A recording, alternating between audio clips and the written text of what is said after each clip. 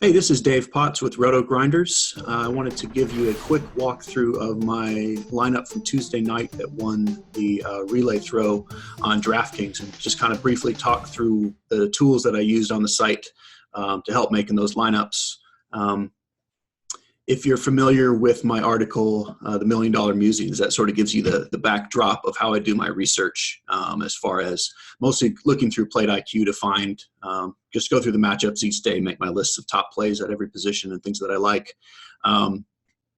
But in those bigger tournaments where I'm multi-entering, I've been using LineupHQ's lineup builder to get me more lineups than I can build by hand.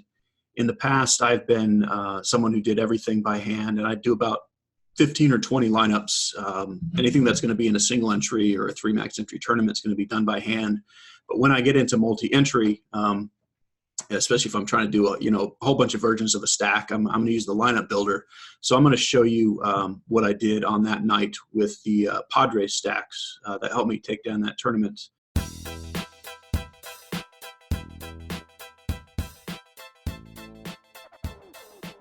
So if we go to Results DB, you can look back at any contest you want and see ownership levels. And this was the relay throw. And right here up top, this is the lineup that won for me. You'll see I paid all the way up for Max Scherzer and all the way down for Nestor Cortez. There was sort of a high end and a low end of pitchers and then a mid-tier. And this lineup went high-low. Yeah, so there's a couple ways you can go, and I don't think you're crazy for going in several different ways. Personally, I think you can get up to Max Scherzer and punt some bats, because we've got, with these hitting conditions, some of the punts are just more interesting. The really cheap stuff I think is going to be very chalky in tournaments, and I like it. I like Cortez, and I'm even fine with Jesse Chavez. And then a 5-man Padres stack with power one-offs in Vogelbach and La Stella, and then a cheap Kyle Garlick who was there just to make the salary fit. On FanDuel, the Padres are just way too cheap. Reyes and Renfroe, I think you can play in cash games, and I think they're going to be really chalky in tournaments on FanDuel as opposed to DraftKings, but I even like them there. What I want to point out about this lineup is for this tournament, I was the highest on that Padres stack of everything that day, and the one thing I wanted to make sure of is that I just got simply way ahead of the field on the Padres.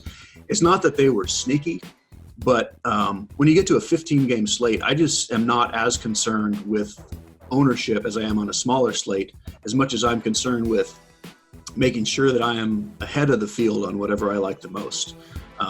So I'm not going to worry about getting off of a stack that I like because it's popular, but I don't want to just simply match the field on it. So if we click to my ownership,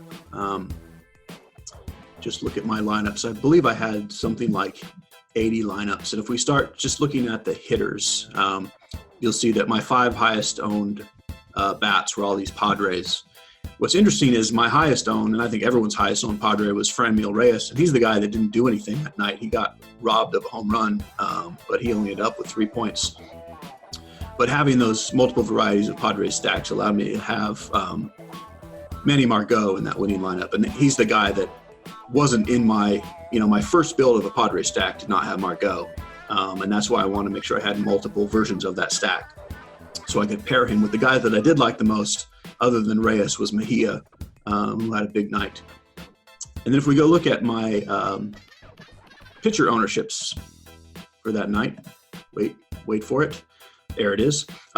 What you'll notice is I X'd out most of the pitcher pool, all these 0%. I did not want any of those guys. I was focusing on the 2 expensive guys, Scherzer and Cole, the 2 cheap guys, Cortez and Chavez, and then mid-tier, I was on Jack Flaherty, who had a bad night. He had 4 great innings and then 1 bad inning, which kind of ruined it all. But I knew I didn't want to be just all in on someone like Flaherty, so I mixed in the other mid-tier guys a little bit along with him. But the lineups that did the best that night were the Scherzer with one of the cheap guys who both came through. So the reason I used LineupHQ for multi-entry stacks is to get me all these different combos of these pitchers that I like. I can get to, like I say, I can do about 20 by hand, where I'll figure out, okay, let me make sure I have 5 with Jack Flaherty and 5 with Scherzer. But to get all the right combos of the different versions of the stack, I just set in these percentages, mostly by Xing out a bunch of pitchers and then doing the same at the positions, where just getting rid of some of the players that I know I didn't like. So all these first basemen down here were just X'd off my list. So I didn't want to try to play everybody. And that allowed me to make sure I had a focus on Padres stacks with all these different pitchers. And as it worked out that night, one of them hit. And that's what we're trying to do in these big tournaments. It's really kind of first place or bust. So the key there is get ahead of the field on your stack and then focus on the players outside your stack. These guys like Vogelbach and Listella were kind of the difference makers. It has really low owned plays with home run upside.